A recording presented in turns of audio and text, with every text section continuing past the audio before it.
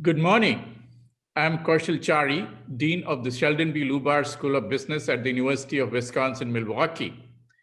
It's my great pleasure to welcome you to today's Bradley Distinguished Lecture Series featuring Dr. Glenn Hubbard, Dean Emeritus and the Russell L. Carson Professor of Finance and Economics at the Columbia Business School.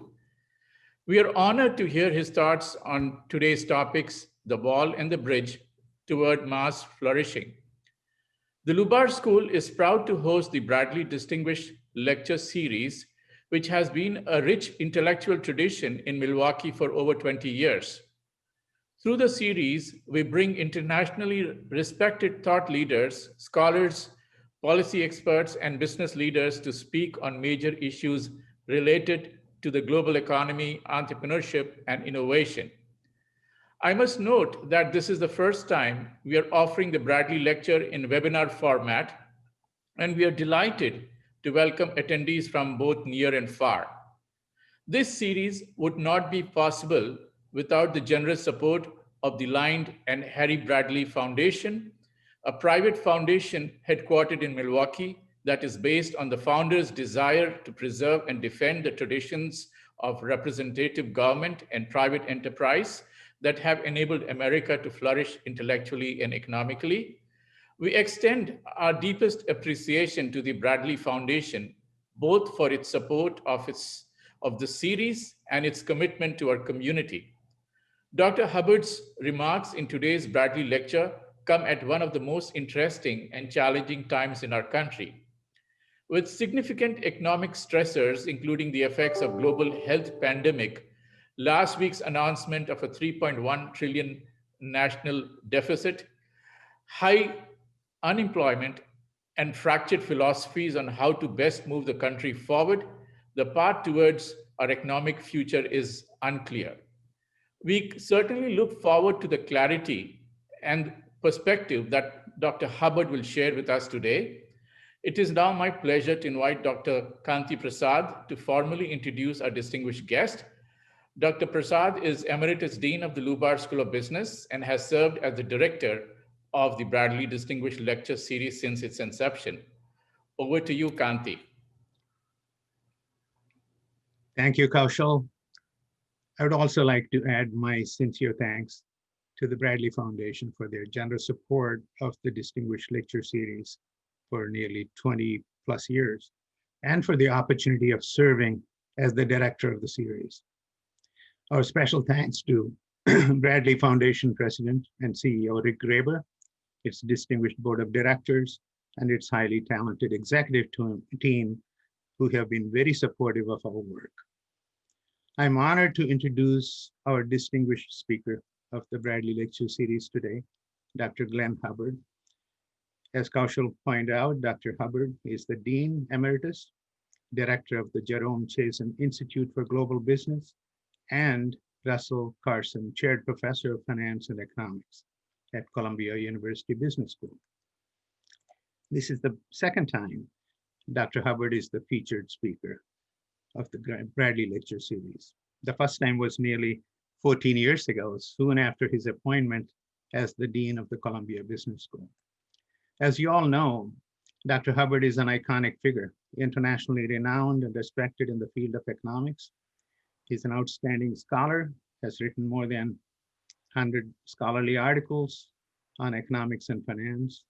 He's also the author of 3 leading textbooks, as well as the author of several acclaimed books on our economic policies.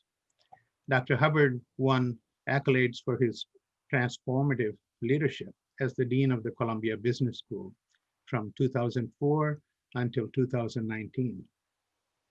In the words of the president of Columbia University, Lee Bollinger, Glenn's 15 years as dean will be remembered as a historic period during which Columbia Business School was strengthened on every meaningful front and solidified its standing as one of the most celebrated and innovative schools of business. I'd also like to note that during his tenure as dean, Dr. Hubbard was a prolific fundraiser. He raised $1 billion with a B for the school, including more than $500 million for the business school's future home on Columbia's Manhattanville campus. In addition to his achievements in the academic world, Dr. Hubbard has served as Deputy Assistant Secretary for Tax Policy at the U.S. Treasury Department and as Chairman of the U.S. Council of Economic Advisors under President George W. Bush. He also serves in leadership positions on the boards of many major corporations, including MetLife, BlackRock, and ADP, as well as those of several nonprofit organizations. During these COVID times, we have been understandably preoccupied with how the course of the virus impacts the many facets of our economy. In today's presentation, Dr. Hubbard lifts our sights beyond COVID and focuses on structural issues that, in his view, are critically important to our economic future and sustained vibrancy of our economy and our society. Before I zoom over to Dr. Hubbard, I'd like you to know that he would answer some questions from you at the end of his formal remarks. But if you wish to submit a question, you can do so at any time during the presentation through the Q&A feature on your Zoom screen, not the chat feature, but the Q&A feature. With that, now it's my pleasure to welcome Dr. Glenn Hubbard to the Bradley Distinguished Lecture Series. Glenn? Thank you very much, Kadi. And I know you, like I know, the joy of associating the word emeritus with the word dean. And thank you, Kaushal. And I really have three reasons to be very happy to be with you today. The first is to thank the Bradley Foundation and the university. The Bradley Foundation funded my work as a very young scholar, and I have always been extremely grateful. It has also been a great supporter of the American Enterprise Institute, with which I've had a long affiliation. Second, it's my anniversary. I've been married 31 years, another reason for me, at least, to be happy today. And the third is to talk to you about my favorite subject, which, spoiler alert, is economics. As was said in the introduction, I want us to really helicopter up from the COVID issues that we're dealing with to talk about some structural problems. And here I'm going to draw on some of the themes I teach in our business school program on political economy and in an essay called The Wall and the Bridge that I just published in National Affairs. So let me try to share my screen with you if I can. Let's see. Okay. Okay, so with any luck, you are seeing my screen on the wall and the bridge toward mass flourishing. As a background here, there's been a big shift in the post-war period in the United States and around the world toward big drivers of change. I'm going to focus on a couple of them: globalization and technological advance. But financialization is another big change. And I would break up that period into a couple of sub-periods. From the period of the war through about 1989, you had just acceleration in possibilities. I'll speak about those. Between 1989 and the global financial crisis, there was an acceleration of both successes and misalignment. So on the success side, the Berlin Wall fell. China and India opened to the modern market economy, the internet, financial deregulation. On a misalignment side, we saw a huge shift in inequality in both opportunity and outcome, and a decline in labor force participation among men. There have been a number of non-economist and economist studies, as well as social pathologies accompanying those problems, drug addiction and alcohol abuse among them. What has tended to dominate our debates is a debate that I think is wrong, which is one between laissez-faire on the right, let's just let the market rip and work, and socialism on the left. I think the debate that's more interesting and it's actually playing out in the politics, although not the way I would like, I would call the wall and the bridge. And the wall is obvious. It would be a set of policies to try to push change away, whether that change is globalization or technological change. The bridge is what I want to talk with you about today, that economics actually has some answers to guide us on how public policy could really help move the ball forward. To start this, I just wanted to give you a simple vignette from a day, a particular day, September 19th, 1977. Now, I'm relatively confident, since it was a Monday, I was in Principles of Economics. That was my first economics class. I know I took it in the fall of that year, and I know I took it on Mondays, Tuesdays, and Wednesdays, so I was in class. In class, I was learning a set of skills in economics that would make me become an economist. I loved the subject, and it brought me some success.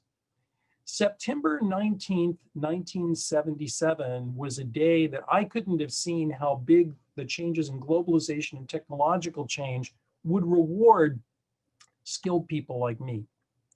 The same day, Monday, September 19th, 1977, every integrated steel mill closed at once in Youngstown, Ohio.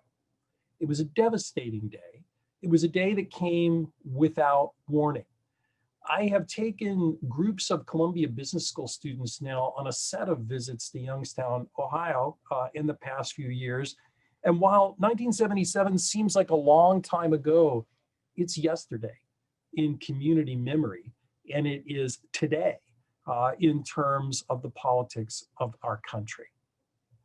Now, a reminder from economics as we start, we do know that market economies do well in growth. And I think it's worth reminding ourselves where growth comes from and why market economies do so well. The first is to go back again to your favorite subject, Econ 101. I think my favorite book because I wrote it.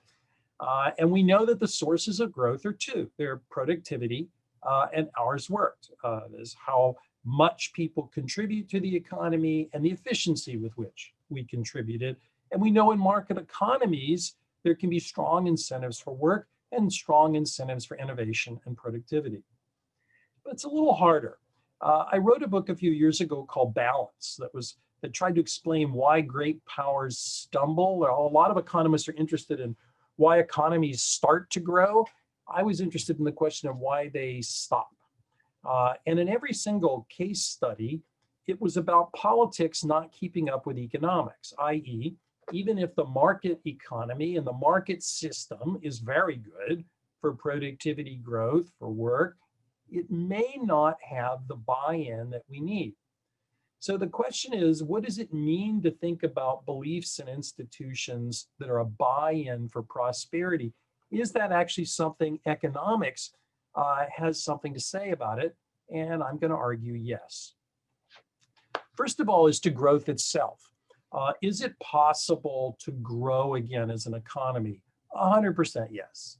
So if you look at productivity growth, what I plotted there was a series on productivity growth, but I smoothed it. If you're an econometrics junkie, I used the Hodrick-Prescott filter and smoothed the data.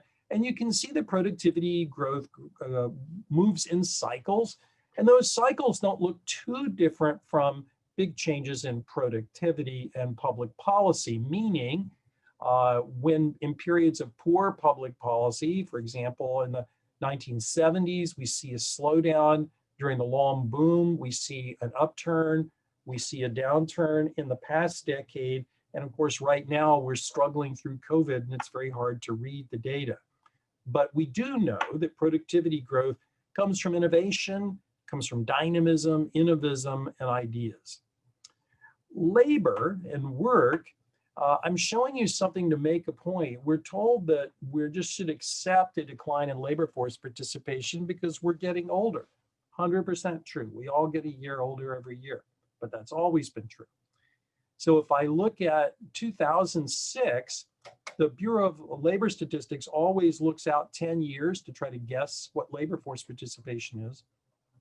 In 2006, they guessed it would decline from 66.2% to 65.5%, and that was demography.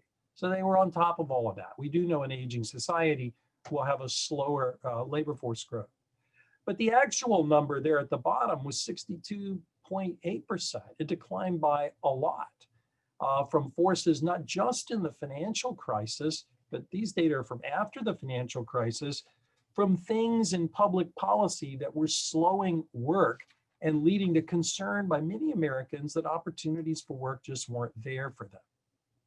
So that raises the question, why focus on growth at all? I mean, is it still true that a rising tide lifts all boats? Well, it doesn't necessarily lift all boats, but boy, it sure is important. If you look at the 2015 economic report of the president, which is Council of Economic Advisors annual report written under President Barack Obama's tenure, imagine a couple of experiments with me. Suppose that productivity growth after 1973 didn't go down. It just kept rising the way it did earlier in the post-war period. But suppose we did keep the kind of inequality that we have seen in recent decades in the American economy. The average household would today in that world, faster productivity growth, same inequality, still have about $30,000 more each year. Now let me run the other experiment. Well, let's suppose productivity growth did decline, but we smoothed out the inequality. That is, we made the income distribution look like the 1970s. The median household would earn more as a result of that, but only $9,000 more. Growth matters. Now, a lot of economists today are pushing back on the notion that the market economy can deliver growth. Bob Gordon, one of my former colleagues at Northwestern University, where I began my teaching career, has talked about a number of headwinds for growth in the modern economy that worry him: income stagnation, concerns about mobility, drug abuse, and so on. Those are reasonable, but I look to one of my other Northwestern colleagues from back in the day, Joel Mokyr, an economic historian, who, like me, is very optimistic about technological possibilities for our economy.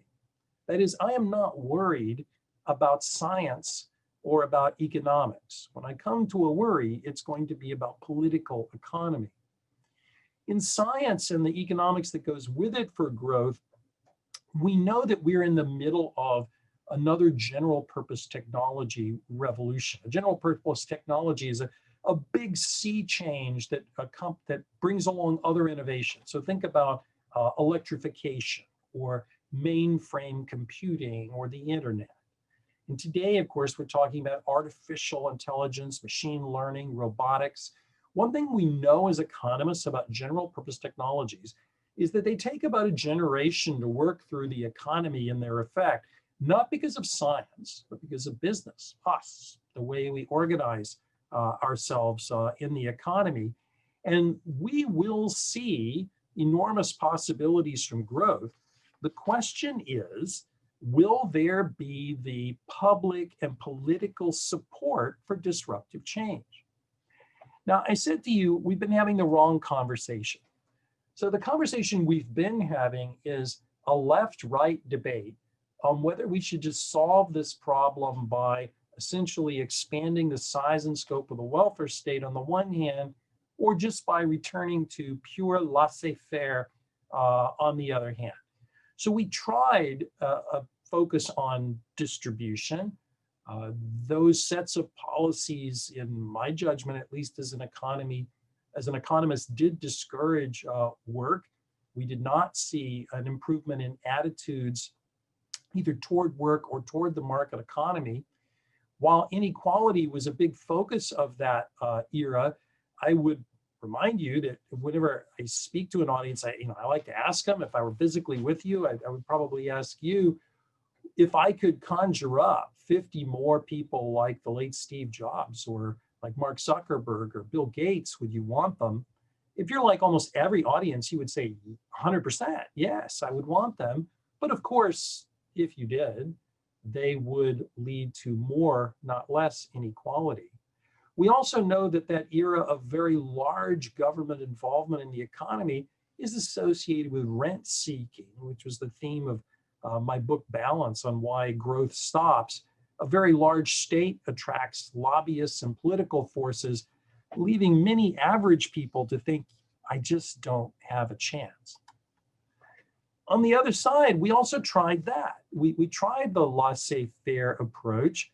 This would be the sort of traditional Republican. I say traditional because I'm not sure what the word Republican means right now, but at least let's say the Ronald Reagan era Republican reflecting, say, Milton Friedman or Friedrich Hayek. And here there's a familiar list about tax policy and about better regulation, free trade, and so on. But this was a period in which trust continued to deteriorate.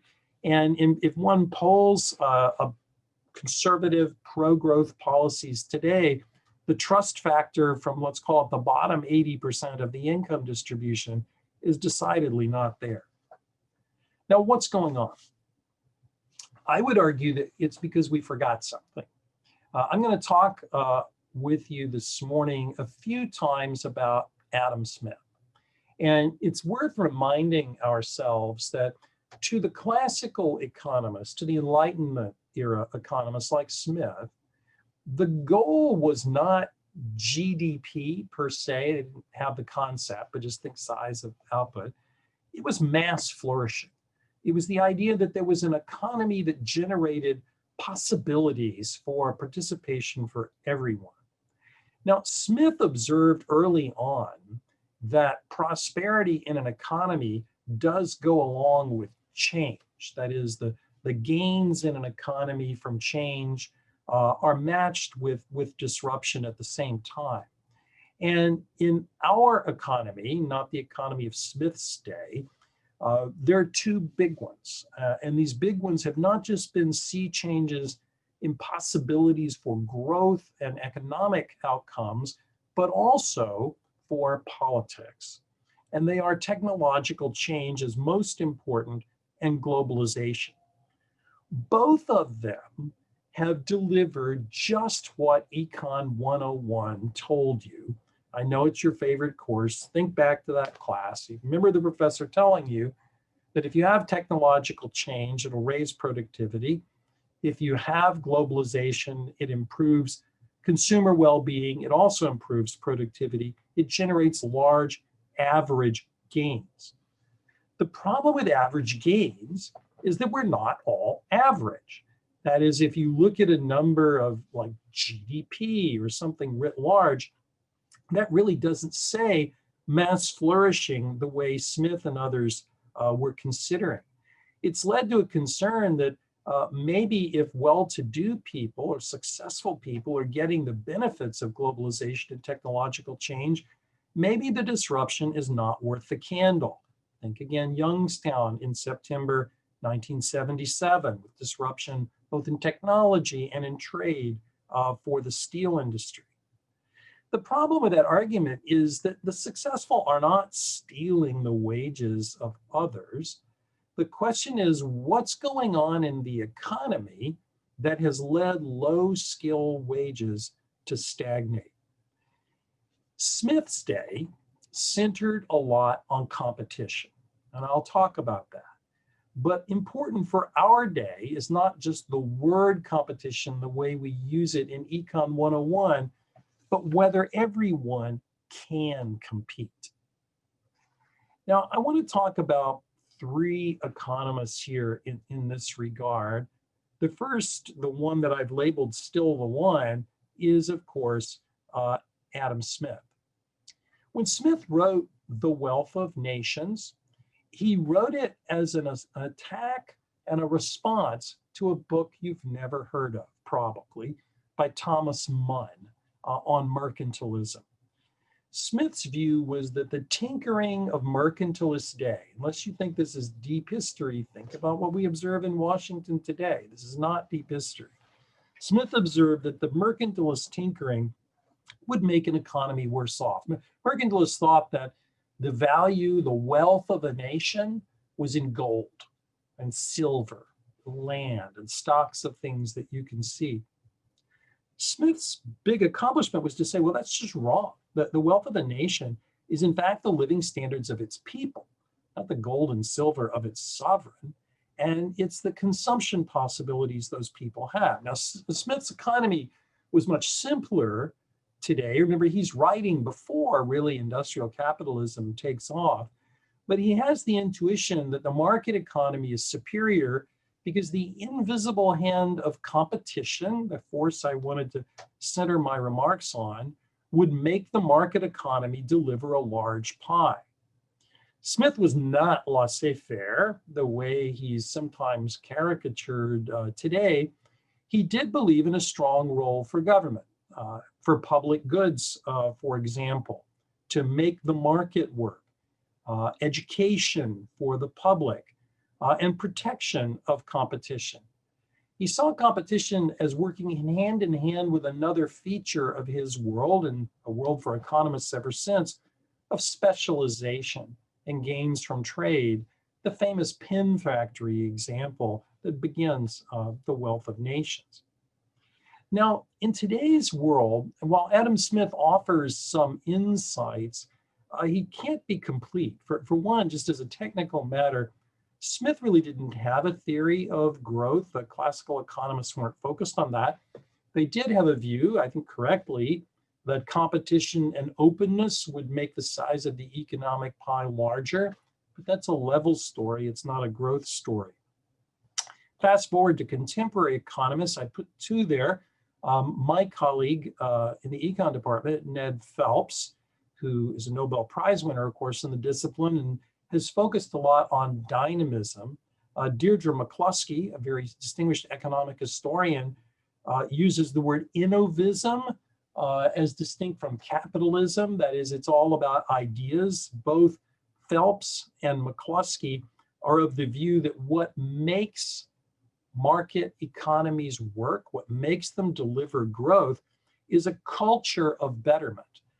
Neither one is focused particularly on science, but more the broad social support around an economy that allows ideas to take hold and take root.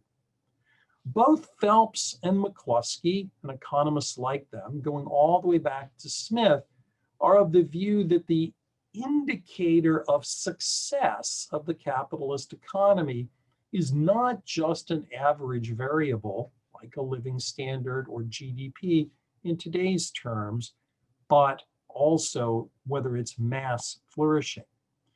All three, Smith and Phelps and McCluskey, have criticized walls. Again, the whole purpose of Smith's book was to attack the mercantilist fallacy. The problem is, while they talk about efficiency and betterment and flourishing, the question is, how do we get there? What does public policy have to do? I would argue, as I said to you at the beginning, that instead of focusing on laissez-faire versus the welfare state or socialism, we ought to think about walls and bridges. And the irony of recent years is that we start this political problem, let's say from the late 1970s on, actually with a series not too long thereafter of falling walls. So while walls had been prominent, they've been a feature of economic history since time immemorial. From the late 1980s, at least on, we had the collapse of the Berlin Wall, the North American Free Trade Agreement, and the breakdown of trading barriers and walls in the North American continent. Very importantly, the death of distance from lower transportation and communication costs, and walls that both China and India had erected against the market economy fell beginning in the late 1970s in China, early 1990s in India, with enormously positive effects for those economies. At the same time as we had those falling walls, though, things were happening in domestic economies in the industrial world. And in my remarks with you today, I want to focus principally on the United States. We know from scholars like David Autor and others at MIT that the so-called China shock, the penetration of Chinese manufacturing imports into the American economy after the Chinese accession to the World Trade Organization at the beginning of the 21st century had devastating effects. If you look at changes in employment and output across US counties and states, they're very highly correlated with the China shock. Those shifts are also very highly correlated with change in politics in a couple of ways. One, the preference for President Trump in the last election as an emblem of more populist views. And from both psychologists and political scientists, an increase in those areas in communal ways of thinking, almost tribal, protective, as opposed to the use of universalist rhetoric, which had been more common in the American experience, at least during the post-war period. The problem was that while walls were falling and problems were appearing in the economy, we missed a lot of bridges. So I mentioned that Smith wrote The Wealth of Nations in 1776, a very different economy.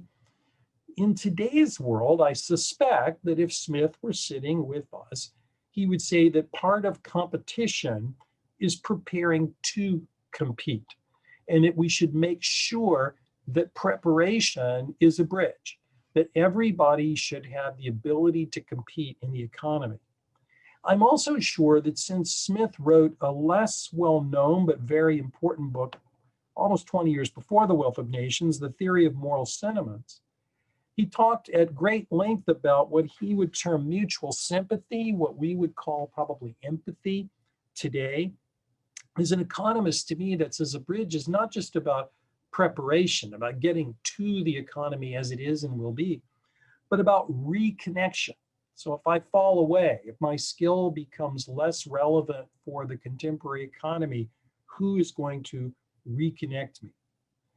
What I use is in the essay, the word bridge is a metaphor for those two modern Smithian actions: preparation, that is getting people ready, and reconnection.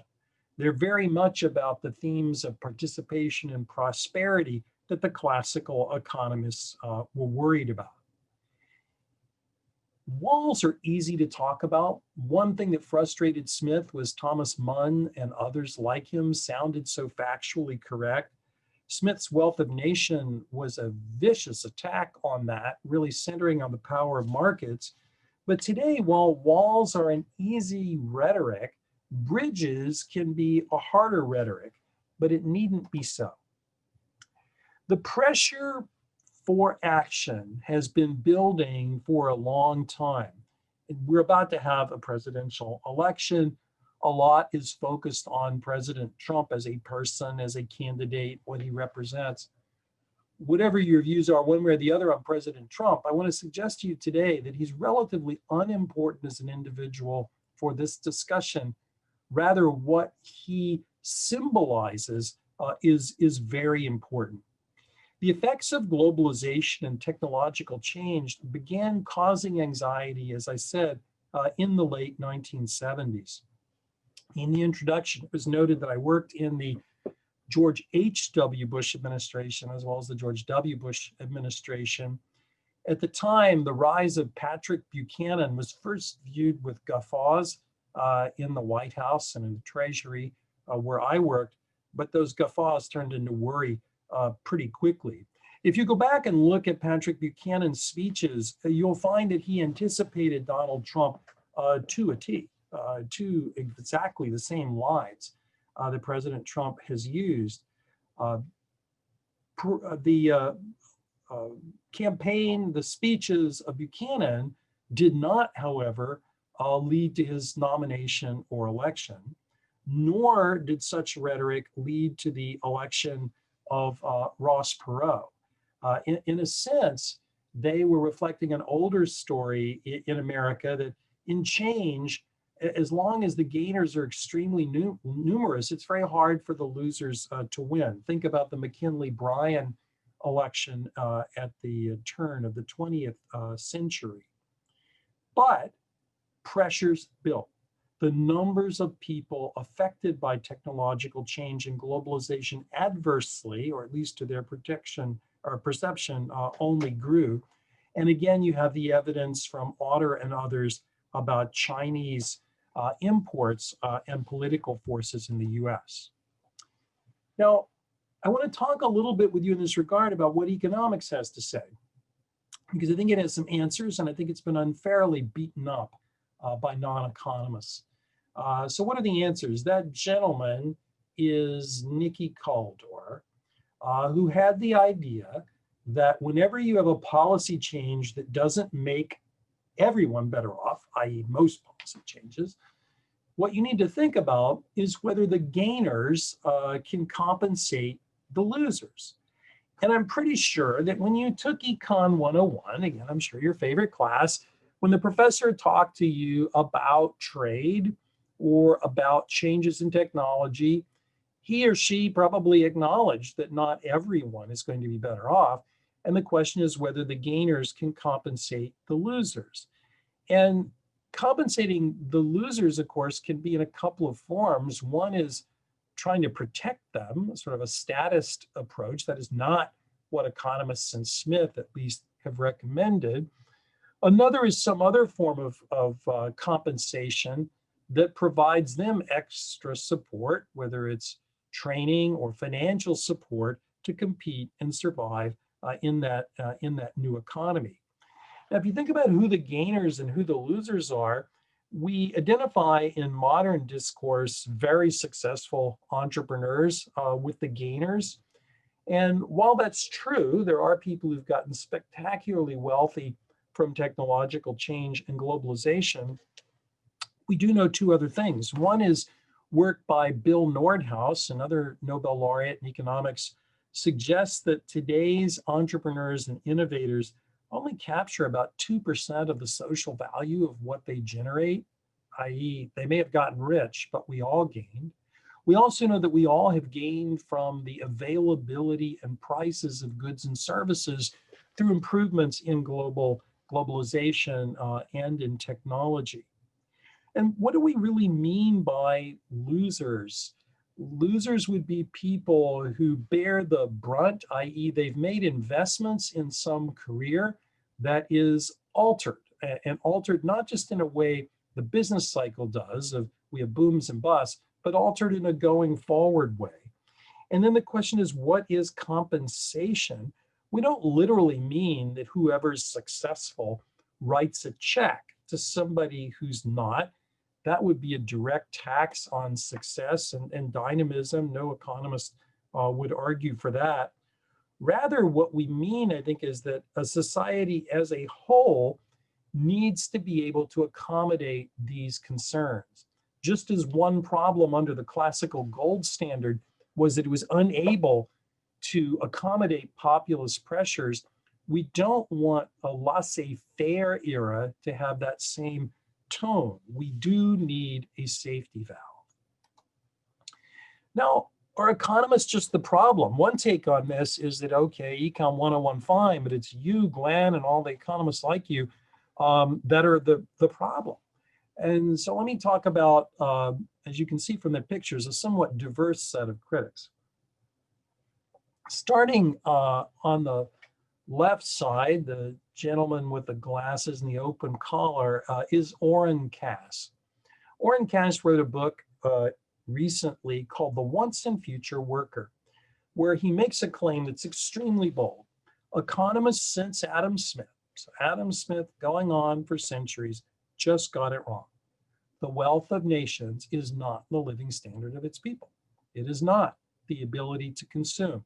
It is about jobs. And in fact, it's about particular jobs, manufacturing jobs. Now, it's hard to know where to begin with an argument like that if you don't have a dynamic economy, Smith's possibility, or Phelps or McCluskey, you won't have the jobs. And then, of course, who gets to decide which jobs are important? Simon Kuznets, another Nobel laureate in economics, had talked at great length in his work about a variety of modern societies' transitions from agriculture to manufacturing to services These transitions are happening globally. If we try to protect one kind of job at the expense of all others, we will lose. There are other flavors of this kind of criticism. You could think of Peter Navarro in the White House now, who I would think of as the contemporary Thomas Munn and mercantilist tinkering. Or you can think of people like Colin Mayer, the British academic, and others who say, well, business really shouldn't focus on shareholder value. All of these are the same flavor. Let's put a lid on dynamism, and I just don't think it's right. The second gentleman there is Benjamin Applebaum, who writes for the New York Times. Maybe many of you read him. His argument is that economists we just have sold out. As a profession, we only think about business. There's a lot of heterogeneity in the economics profession. I'm sure you've all heard the jokes that on the one hand, on the other hand, economists never agree. So I don't think that argument holds much water. But there are two that do, and they're the other two faces. Rodney Dangerfield and the original QE, not quantitative easing, but Queen Elizabeth. So Rodney Dangerfield, there's a scene in Back to School where he's an older student. He's going back to campus, and he's in an economics class. And the economist professor, he's just going on and on and on and on. And then finally, Dangerfield, as a student, raises his hand and says, so is there any real firm or economy that's ever looked like that? And the professor says, it doesn't matter. Well, it does matter. If economists are completely focused on our models and not on these problems of bridges, we're in trouble. The other is the disarming question the Queen asked in a visit to the London School of Economics during the financial crisis. I don't think the Queen is particularly a devotee of economics, but she was there to focus on the financial crisis and to ask the following question: why did nobody see it coming? Think about that. Why did nobody see it coming? She's asking a group of economists this question, and I think the answer to that was nobody was noticing. Now, it turns out that the old thinking of the wealth of a nation still works. Thomas Munn, the anti-trade guy, he's still wrong. Ned Ludd of Luddite fame, people don't really think he existed, but if he did, perhaps he looked something like this, of anti-technology. We still think that these are game changers, but we need preparation, we need reconnection, and economics has the answer. So how do you do it? Well, if you're going to focus on participation, you need to ask what kind of economic agenda would do that. So I'll give you an example, and it's an old one. It's a Republican one, but old Republican. It's Lincoln. So in the middle of the Civil War, Lincoln's administration championed the Homestead Act, the Morrill Act, which were the land grant colleges, the Transcontinental Railroad, in addition to prosecuting the war. The focus of Lincoln-era policies channels Smith's intuition about preparation for competition. It was all about opportunity, something we need to think about today. For today's world, that would be things like a block grant from the federal government to community colleges, or the workhorses of training. Perhaps training credits for businesses who don't get to internalize the value of a reskilled workforce. Getting business leaders in local area, us, to step up to lead this charge.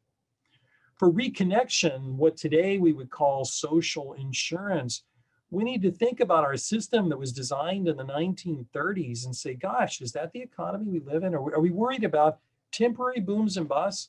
Are we worried about events like Youngstown, September 19th, 1977, when a whole set of rules just goes by the wayside?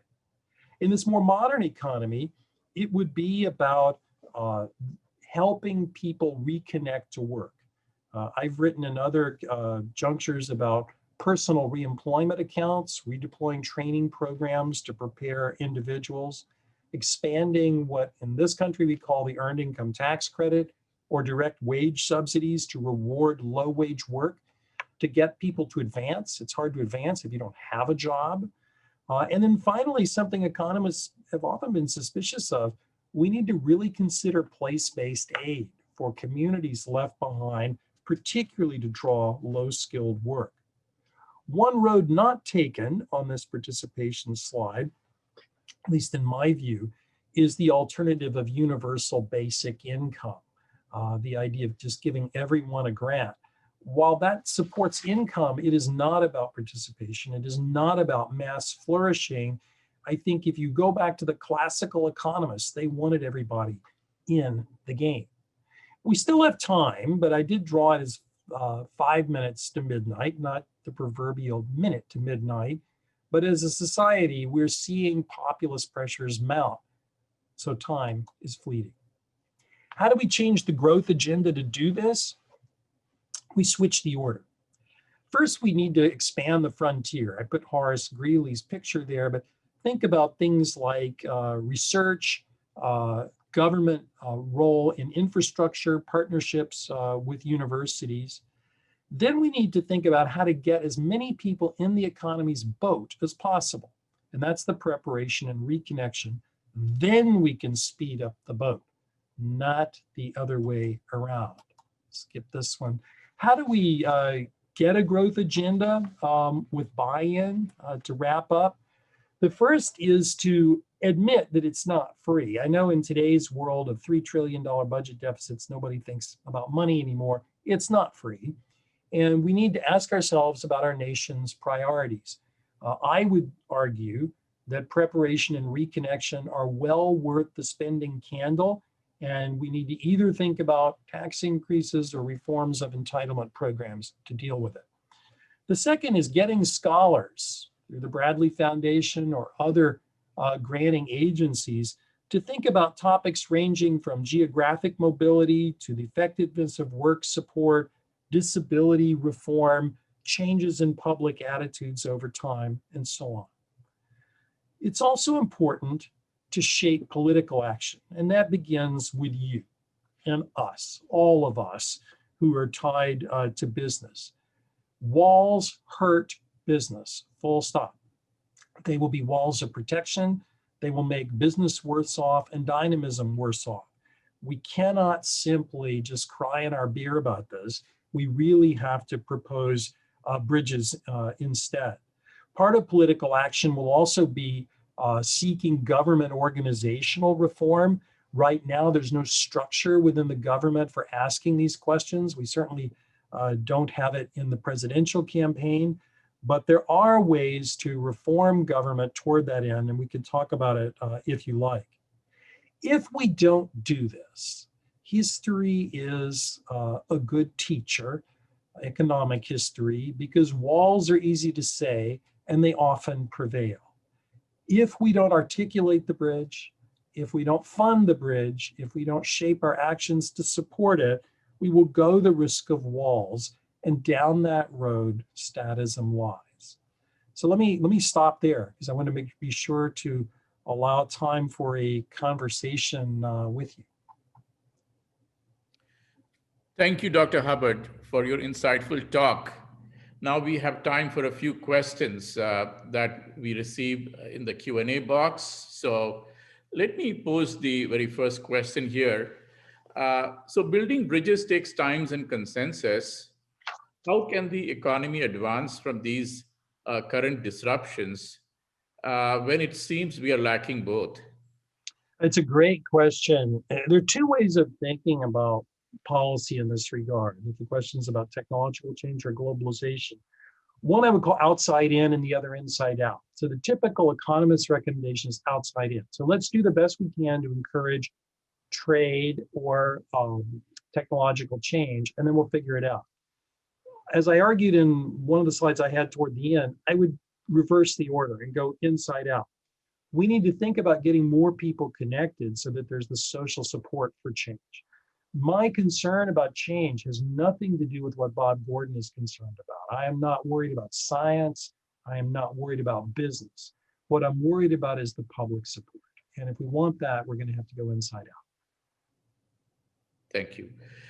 The question I just received is, what bridges should we build first and how? To me, the bridges to build first are ones that we think we can explain and get politicians to agree on. So to be tangible, I would start with things like the community college reforms. We've had big cuts in the funding of community college, and I get a little irritated when I hear people talk about the free college movement. Well, you have to have resources to fund education. They can come from tuition dollars, they can come from philanthropy, they can come from the state. We need to supplement community colleges' ability to act. They are on the front lines. Austin Goolsbee, who is a Democrat economist who had been the CEA chair like me, he and I have a proposal on how to do this.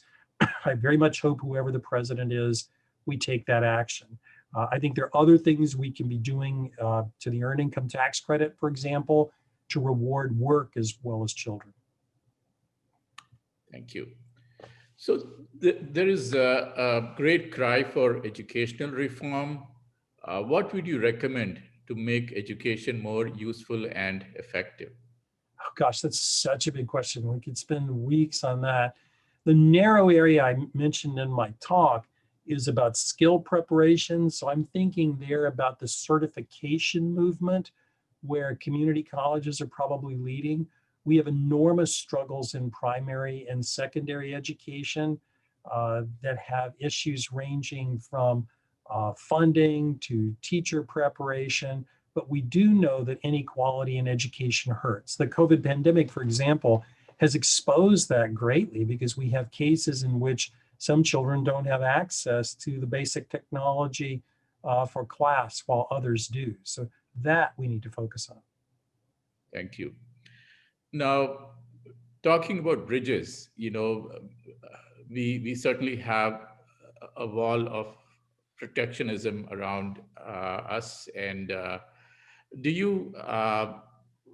you in favor of building bridges or deeper bridges or longer bridges with countries like Iran and China? Or how far could we go with bridge building with the countries? Well, I think those are two different examples. Iran is a very hard example, and I'm not a foreign policy expert, other than to say that's really hard. China is one we must do. We in China, we the United States and China will be the leaders of the world economy and politics. And I think there's an important insight. Keynes, when he talked about the problems of the gold standard period, and the failure of the interwar years in Europe, realized that countries do need some scope for domestic action.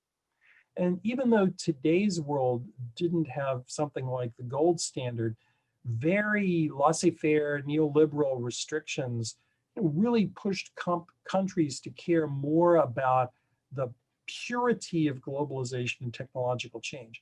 In fact, China will be an economy that has state-owned enterprises. We may well be an economy in which we're going to have to give some sort of preparation and reconnection for some kinds of workers. What we should try to find agreement on is the value of trade in general, and to make sure that we're not stealing intellectual property, manipulating currencies, and things like that. So split up the classic bucket of arguments into things we can agree on and things that frankly need to be in domestic purview. During the period of Bretton Woods, after the gold standard and before the modern monetary era, globalization actually grew more than ever. We think of globalization as a recent thing. It was Bretton Woods that was very successful. And that was a period that really did allow countries to have more domestic flexibility. And I think we need to go back to that. Thank you. Another question I have is, what is the effect of immigration policies on our national economy? Well, first of all, we need immigration. If you look at entrepreneurs in the United States, if you look at technology, if you look at Nobel Prize winners in sciences who hail from an American university, they have high representation of being foreign born. The country has always, from its beginnings, benefited from immigration. The immigration debate is hard because it's two debates. The first is a debate about very high-skilled immigrants, who I just referred to, And, I've always said that in my school, where about half of the students are not Americans, I would want them all to work in my country. And it's not because I'm a nice guy, it's because I'm selfish. I would like every smart person in the world to want to work in the United States. So that part of the immigration debate should be a no-brainer. The part that's harder politically, and because it's wrapped in, makes the whole debate hard, is about low-skilled immigration, where the jury is out among economists about the effect of low-skilled immigration on low-skilled work. But because we need immigration, the counter, it seems, is not to just build a wall against the other, but rather to help prepare and reconnect people at home. And that's what we haven't been doing. Thank you. So comprehensive tax reform and social program reform have been talked about as critically necessary for decades. What will it take, and when do you foresee us finally getting these reforms done? When we have to, would be the honest answer. I always describe policy changes and policy problems as heart attack or cancer problems. Both the heart attack and cancer can be deadly, but policy is much better at heart attacks. A war, a terrorist attack, a pandemic, something happens, you take big action for it. A cancer is thing like the wall and the bridge problem that I'm mentioning, that doesn't appear overnight, will not go away overnight. Entitlement reform for Social Security and Medicare, those are hard. And I think that the way we get that is either leadership, and I'm not holding my breath on that one, or some budget arithmetic that suggests that it must happen. In the world of policy, that's coming. Over the next decade, we have a series of arithmetic decisions that have to be made in the budget that will drive this discussion. And no country, not even the United States, can just borrow indefinitely on very large terms. Thank you. And this is the last question. So can you think of any walls that have improved global efficiency? This is a question that's been posed. Any walls that have improved? No. To me, and partly it's my own rhetorical flourish. I'm setting it up so by construction that's not true. But if you think about walls historically, they're either mercantilism, which is what Smith was talking about. If you think about Queen Elizabeth I's rejection of the first mechanical knitting frames because of concerns about employment, the more we do these, we limit efficiency. So walls are bad. The reason they not only survive, but generally win the rhetorical war is it's pretty easy to say to somebody, you don't like that change? I'll just make sure it doesn't happen. The problem is we can't hold the tides back. Thank you. So we are done with Q&A. We're almost at the end of this session. So coming days will tell us whether America moves towards the bridge, building more bridges, or building higher walls. So let us give a big round of applause to Dr. Hubbard. Thank you, Dr. Hubbard, for participating in this Bradley Lecture Series. Thanks to all those who attended today's event. The program now concludes. Thank you.